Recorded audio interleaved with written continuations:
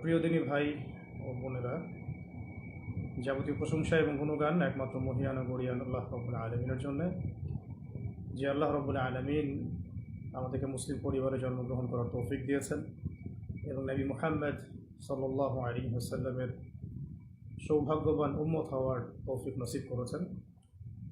যাবতীয় দরুদ এবং সালাত বর্ষিত হোক মহান আল্লাহ প্রেরিত সর্বশেষ এবং চূড়ান্ত নবী, মানবতার মুক্তির দূত মুহাম্মদুর রাসূলুল্লাহ সাল্লাল্লাহু আলাইহি ওয়াসাল্লামের প্রতি।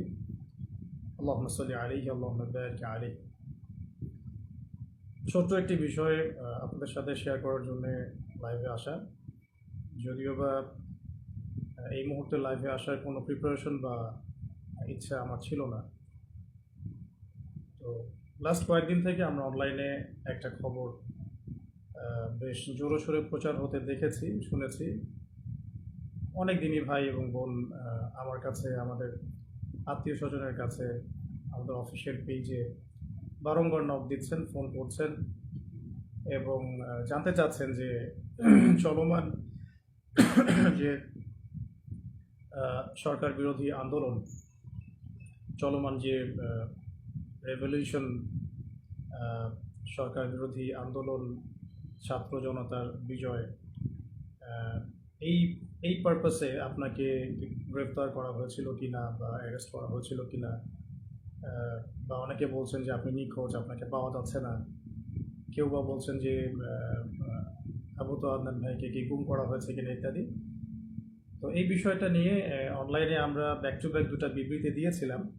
তারপরেও যখন বিষয়টা থামছে না, সে কারণে আমি বাধ্য হয়েই লাইভে আসতে হলো।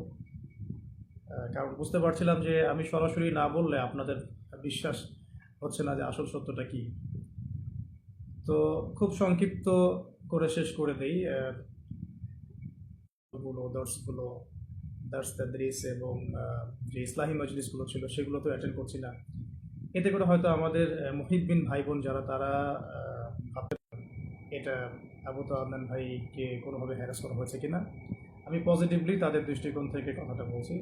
তো তাদের জন্য মেসেজটা হচ্ছে এই যে, প্রিয় ভাই ও বোনেরা, আমি আসলে ব্যক্তিগতভাবে লাস্ট 1 থেকে 1.5 বছর ধরে দ্বীনি ইলম এবং উচ্চতর ইসলামী পড়াশোনা এবং গবেষণা দুটোতে এত বেশি ব্যস্ত আছি যে এই ব্যস্ততার কারণে আমি কোনো মাহফিল অ্যাটেন্ড করছি না, এবং ভবিষ্যতে আসলে করার খুব একটা ইচ্ছা আছে, আমি এমনটাও বলবো না। এবং একই সাথে আমি মসজিদ ভিত্তিক যে তালিম, দার্স এবং ইসলাহি মজলিস এগুলো অ্যাটেন্ড করছি না। মাঝে মাঝে হয়তো কিছু জুমার খুতবা দিচ্ছি, এতটুকু পর্যন্তই। পুরো সময় পড়াশোনায় দেওয়ার, গবেষণায় থাকার রত আছি, ব্যস্ত আছি। এবং বড়েন উলামায়ে কেরামদের সোহবতে থেকে আরও গভীর ইলম অর্জন করে দ্বীনের জন্যে, উম্মার জন্যে, জাতির জন্যে ভালো কিছু দেওয়ার চেষ্টাতেই আমি ব্যস্ত আছি এবং আমি সম্পূর্ণ সুস্থ, নিরাপদ এবং আমার কর্মস্থলে আছি। তো এটা নিয়ে আপনারা যারা মুহিব্বিন ভাই বোন আছেন, মোটেও আপনারা উদ্বিগ্ন হবেন না এবং কোনো গুজবে কান দিবেন না, 1 নম্বর। দ্বিতীয় একটা প্রেক্ষাপট থেকে বলতে পারি যে হয়তোবা চলমান এই আন্দোলনে কিছু মানুষ গুজবকে অস্ত্র হিসেবে ব্যবহার করার চেষ্টা করতে পারেন এবং আলেম ওলামাদের পক্ষ থেকে কিছু ওলামায়ে কেরামকে এখানে ইনভলভ করানো এবং তাদেরকে হাতিয়ার হিসেবে ইউজ করে অন্যদেরকে মাঠে নামানোর কোনো দুরভিসন্ধি থাকলেও থাকতে পারে, এটা আমি জানি না। তো নেগেটিভ পার্সপেক্টিভ থেকে আমি বলতে পারি যে এখানে কোনো অপপ্রচার থাকলেও থাকতে পারে, কোনো ষড়যন্ত্র থাকলেও থাকতে পারে। আল্লাহ ভালো জানেন, আমি এটা জানি না। তবে তাদের প্রতি আমার একটা নসিহত থাকবে, যদি কেউ ইচ্ছাকৃতভাবে এরকম গুজব রটিয়ে থাকেন, না জেনে, না যাচাই করে, না বুঝে বা কোনো রকম দলিল প্রমাণ ছাড়াই অহেতুক যদি এটা ছড়িয়ে থাকেন, তাদের জন্য আমার জাস্ট একটা হাদিস আমি নসিহত করবো আপনাদেরকে। নবী করিম সাল্লাল্লাহু আলাইহি ওয়াসাল্লাম বলেছেন যে, কাফা বিল মারই কাযিবান ওয়া হুয়া ইয়াকুল কুল্লামা সামিআ। নবী সাল্লাল্লাহু আলাইহি ওয়াসাল্লাম বলেছেন, একজন ব্যক্তির মিথ্যাবাদী হওয়ার জন্য এতটুকুই যথেষ্ট, সে যা শুনল যাচাই বাছাই না করেই তা প্রচার করল। সূরা হুজুরাত যদি আপনারা পড়েন, সেখানেও একটা আয়াত দেখতে পারবেন। আল্লাহ রাব্বুল আলামিন বলেছেন যে, ইয়া আইয়ুহাল্লাযীনা আমানু হে মুমিনগণ, ইন জাআকুম ফাসিকুম বিনাবাইন ফাতাবায়ানু, কোনো ফাসিক পাপাচারী ব্যক্তি যদি তোমাদের কাছে কোনো সংবাদ নিয়ে আসে, তোমরা সেই সংবাদটাকে বিশ্বাস করার আগে অবশ্যই যাচাই বাছাই করবে। অন্যথায় আন তুসিবু কওমান বিজাহালাতিন ফাতুসবিহু আলা মা ফাআলতুম নাদিমিন, অন্যথায় এমন যেন না হয় যে তোমরা সেই কথাকে বিশ্বাস করে এমন কোনো পদক্ষেপ নিয়ে ফেললে যার ফলশ্রুতিতে তোমাদেরকে পরে অনুতপ্ত হতে হবে। তো যদি কেউ ইচ্ছাকৃতভাবে এরকম কোনো গুজব ছড়িয়ে থাকেন বা মিথ্যা অপপ্রচার করে থাকেন বা চিলে কান নিল টাইপের কথায় প্রভাবিত হয়ে অনলাইনে পোস্ট দেয়া, ভিডিও করা বা এ ধরনের কোনো কাজ করে থাকেন বা কোনো রাজনৈতিক উদ্দেশ্য হাসিলের জন্য ইত্যাদি ইত্যাদি, তাহলে আমি আপনাদেরকে আল্লাহ পাককে ভয় করার নসিহত করব এবং এই বিষয়গুলোতে না জেনে না বুঝে আমাকে জড়ানো থেকে আপনাদেরকে আমি সাবধান করব। আর আমার মুহিব্বিন ভাই বোন যারা যারা আমাদেরকে মহব্বত করেন, যারা আমাদেরকে দীর্ঘদিন অনলাইনে দেখছেন না, এই জন্য হয়তো পেরেশান হয়েছে, তাদের জন্য আমি শুধু এতটুকু বলতে চাই যে আমি সুস্থতার সাথে, নিরাপত্তার সাথে দ্বীনি ইলম অর্জনের গভীর পড়াশোনায় এবং গবেষণায় ব্যস্ত আছি।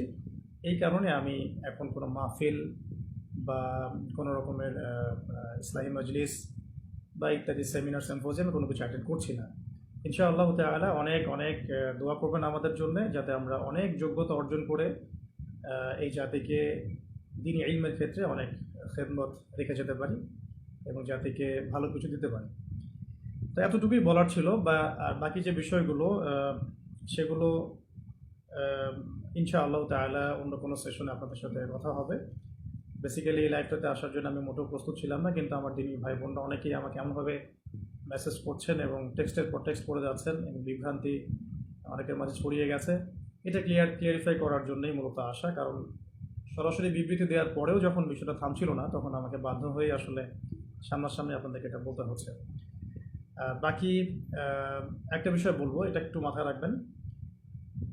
যদি আপনারা আমাদেরকে মহব্বত করে থাকেন এবং আমাদের কাছে ভালো কিছু প্রত্যাশা করেন, তাহলে আমাদের নিরাপত্তার বিষয়টা আপনাদের মাথায় রাখা জরুরি।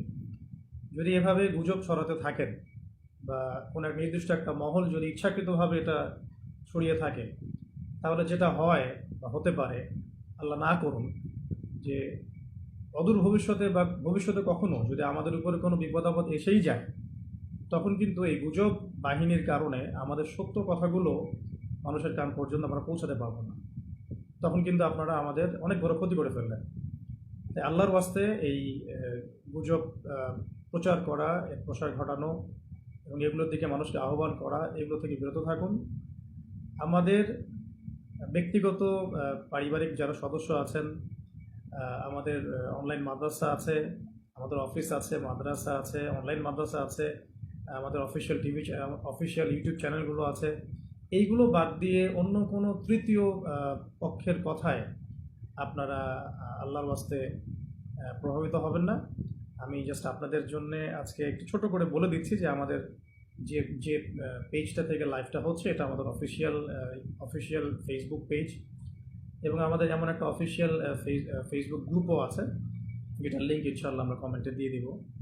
এছাড়াও আমাদের কাছে অফিসিয়ালি অনুমোদিত যে চ্যানেলগুলো আছে, সেগুলো হচ্ছে শেষ জামানার গল্প, এটা মার্ক করে রাখবেন, দাওয়া অফিসিয়াল, এটা আবু তোহা টিভি, এটা আমাদের নাসিহা, এটা আমাদের ইবাদত টিভি, এটা আমাদের টিম তোহা, এটা আমাদের, এবং টাইমলি মিডিয়া।